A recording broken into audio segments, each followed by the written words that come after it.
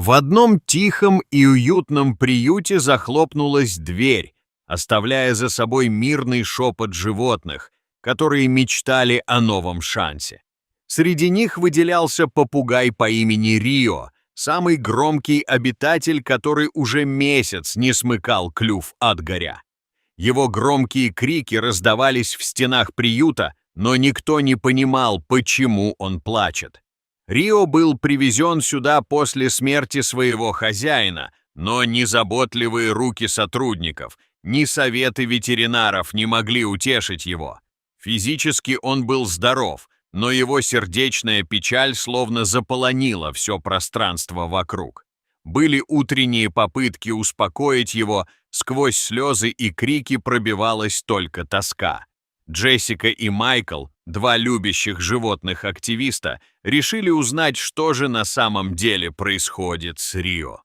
Спустя дни наблюдения Джессика заметила, что плач попугая имеет ритм, словно он пытается говорить на своем языке.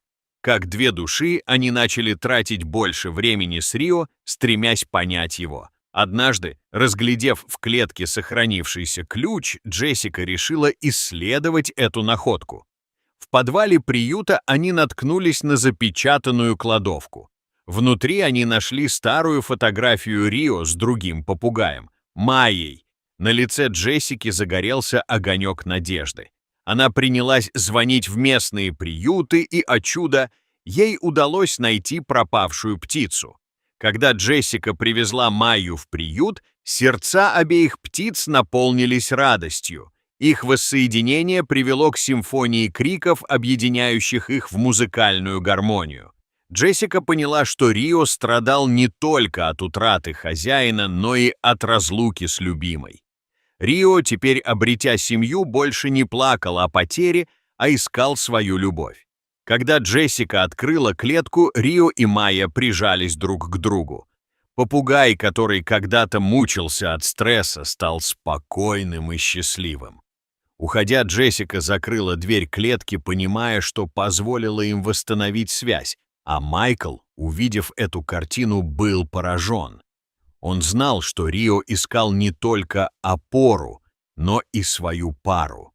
Однако радость вскоре потухла, когда Джессика получила звонок от племянницы старика, который когда-то был владельцем Рио и Майи.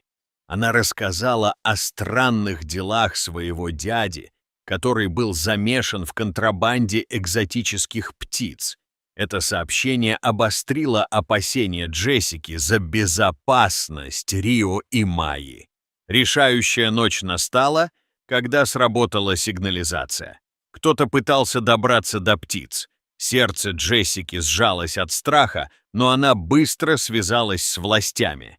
На следующее утро птицы были переведены в заповедник дикой природы, где они были в безопасности от угроз. Джессика вздохнула с облегчением, зная, что дала Рио и Майе возможность жить в мире. История Рио и Майи стала символом любви и надежды в приюте.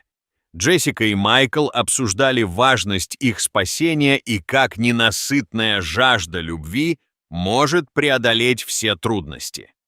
Вскоре они получили письмо из заповедника, благодарившее за помогу.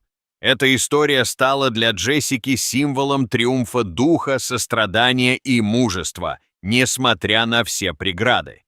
Это был счастливый конец, на который она до последнего надеялась. Доказательство того, что любовь может всегда найти путь, даже когда кажется, что все потеряно.